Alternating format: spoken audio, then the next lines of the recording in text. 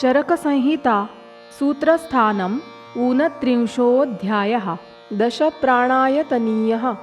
अथातो दशप्राणायतनीयमध्यायं व्याख्यास्यामः इति स्माह भगवान् आत्रेयः।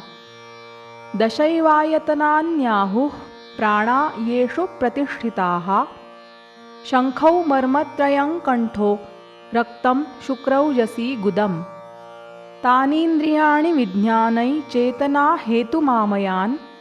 जानीते यः स वै विद्वान् प्राणाभिसर उच्यते। द्विविधास्तु खलु भिषजो भवन्त्यग्निवेश। प्राणानामेके अभिसरा हन्तारो रोगाणां। रोगाणामेके अभिसरा हन्तारः प्राणानामिति। एवं वादिनं भगवन्तमात्रेयमग्निवेश उवाच। भगवंस्ते कथमस्माभिर्वेदितव्या भवेयुरिति। भगवान् उवाच। य इमे कुलीनाः पर्यवदातश्रुताः परिदृष्टकर्माणो दक्षाः शुचयो जितहस्ता जितात्मानः सर्वोपकरणवन्तः सर्वेन्द्रियोपपन्नाः प्रकृतिज्ञाः प्रतिपत्तिज्ञाश्च ते ज्ञेयाः प्राणानामभिसरा हन्तारो रोगाणाम्। तथाविधा हि केवले शरीरज्ञाने शरीराभिनिर्वृत्तिज्ञाने प्रकृतिविकारज्ञाने च निःसंशयाः सुखसाध्यकृच्छ्रसाध्ययाप्यप्रत्याख्येयानाय च रोगाणां समुत्थानपूर्वरूपलिङ्गवेदनोपशयविशेषज्ञाने व्यपगतसन्देहाः। त्रिविधस्यायुर्वेदसूत्रस्य ससंग्रहव्याकरणस्य सत्रिविधौषधग्रामस्य प्रवक्तारः। पञ्चत्रिंशतो मूलफलानाय चतुर्णाय च स्नेहानां पञ्चानाय च लवणानाम् अष्टानाय च मूत्राणाम् अष्टानाय च क्षीराणां क्षीरत्वग्वृक्षाणाय च षण्णां शिरोविरेचनादेश्च पञ्चकर्माश्रयस्य औषधगणस्य अष्टाविंशतेश्च यवागूनां द्वात्रिंशतश्चूर्णप्रदेहानां षण्णाय च विरेचनशतानां पञ्चानाय च कषायशतानां प्रयोक्तारः। स्वस्थवृत्तविहितभोजनपाननियमस्थानचङ्क्रमण शयनासनमात्राद्रव्याञ्जन धूमनावनाभ्यञ्जन परिमार्जन वेगाविधारण विधारण व्यायाम सात्म्येन्द्रियपरीक्षोपक्रमण सद्वृत्तकुशलाः।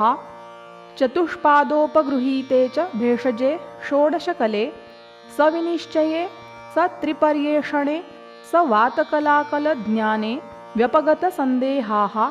चतुर्विधस्य च स्नेहस्य चतुर्विंशत्युपनयस्य उपकल्पनीयस्य चतुष्षष्टिपर्यन्तस्य च व्यवस्थापयितारः।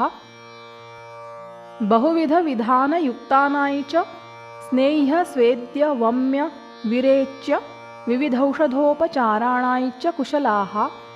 शिरोरोगादेर्दोषांशविकल्पजस्य च व्याधिसंग्रहस्य सक्षयपीडका विद्रधेस्त्रयाणाय च शोफानां बहुविधशोफानुबन्धानाम् अष्टचत्वारिंशतश्च रोगाधिकरणानाय चत्वारिंशदुत्तरस्य च नानात्मजस्य व्याधिशतस्य तथा विगर्हितातिस्थूलातिकृशानां सहेतुलक्षणोपक्रमाणां स्वप्नस्य च हिताहितस्य अस्वप्नातिस्वप्नस्य च सहेतूपक्रमस्य षण्णाय च लङ्घनादीनामुपक्रमाणां सन्तर्पणापतर्पणजानाय च रोगाणां स्वरूपप्रशमनानां शोणितजानाय च व्याधीनां मदमूर्च्छाय संन्यासानाय च सकारणरूपौषधोपचाराणां कुशलाः।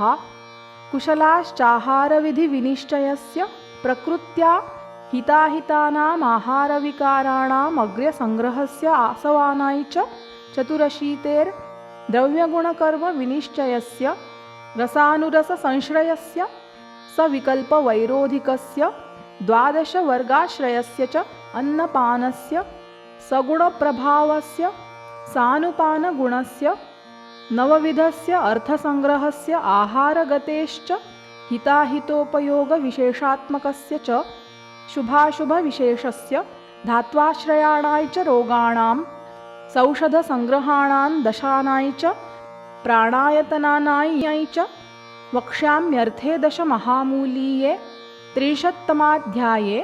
तत्र च कृत्स्नस्य तन्त्रोद्देशलक्षणस्य तन्त्रस्य च ग्रहणधारणविज्ञानप्रयोगकर्मकार्यकालकर्तृकरणकुशलाः कुशलाश्च स्मृतिमतिशास्त्रयुक्तिज्ञानस्य आत्मनः शीलगुणैरविसंवादनेन च सम्पादनेन सर्वप्राणिषु चेतसो मैत्रस्य मातापितृभ्रातृबन्धुवत् एवं युक्ता भवन्त्यग्निवेश प्राणानामभिसरा हन्तारो रोगाणामिति।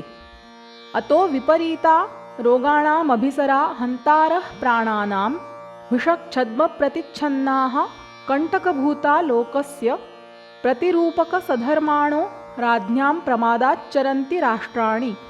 तेषामिदं विशेषविज्ञानं भवति। अत्यर्थं वैद्यवेषेण श्लाघमाना विशिखान्तरमनुचरन्ति कर्मलोभात्। श्रुत्वा च कस्यचिदातुर्यमभितः परिपतन्ति। संश्रवणे च अस्य आत्मनो वैद्यगुणान् उच्चैर्वदन्ति। यश्चास्य वैद्यः प्रतिकर्म करोति तस्य च दोषान् मुहुर्मुहुरुदाहरन्ति। आतुरमित्राणि च प्रहर्षणोपजापोपसेवादिभिरिच्छन्ति आत्मीकर्तुं। स्वल्पेच्छुताय चात्मनः ख्यापयन्ति। कर्म चासाद्य मुहुर्मुहुरवलोकयन्ति। दाक्ष्येणाज्ञानमात्मनः प्रच्छादयितु कामाः। व्याधि चापावर्तयितुमशक्नुवतो व्याधितमेवानुपकरणम् अपरिचारकमनात्मवन्तमुपदिशन्ति। अन्तगतै चैनमभिसमीक्ष्यान्यमाश्रयन्ति देशमपदेशमात्मनः कृत्वा। प्राकृतजनसन्निपाते चात्मनः कौशलमकुशलवद्वर्णयन्ति।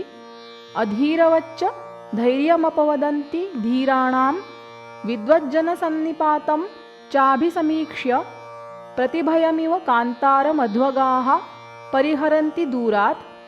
यश्चैषां कश्चित् सूत्रावयवो भवति उपयुक्तस्तमप्रकृते प्रकृतान्तरे वा सततमुदाहरन्ति।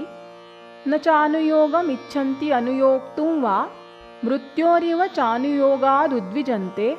न चैषामाचार्यः शिष्यः स ब्रह्मचारी वैवादिको वा कश्चित् प्रज्ञायत इति। भवन्ति चात्र भिषक्छद्म प्रविश्यैवं व्याधितांस्तर्कयन्ति ये। वीतंसमिव संश्रित्य वने शाकुन्तिकाद्विजान्। श्रुतदृष्टक्रियाकालमात्राज्ञानबहिष्कृताः वर्जनीया हि ते मृत्योश्चरन्त्यनुचरा भुवि। वृत्तिहेतोर्भिषङ्मानपूर्णान् मूर्खविशारदान् वर्जयेदातुरो विद्वान् सर्पास्ते पीतमारुताः। ये तु शास्त्रविदो दक्षाः शुचयः कर्मकोविदाः जितहस्ता जितात्मानस्तेभ्यो नित्यं कृतं नमः। तत्र श्लोकः दशप्राणायतनिके श्लोकस्थानार्थसंग्रहः। द्विविधाभिषजश्चोक्ताः प्राणस्यायतनानि च इत्यग्निवेशकृते तन्त्रे चरकप्रतिसंस्कृते श्लोकस्थाने दशप्राणायतनीयो नाम ऊनत्रिंशोऽध्यायः।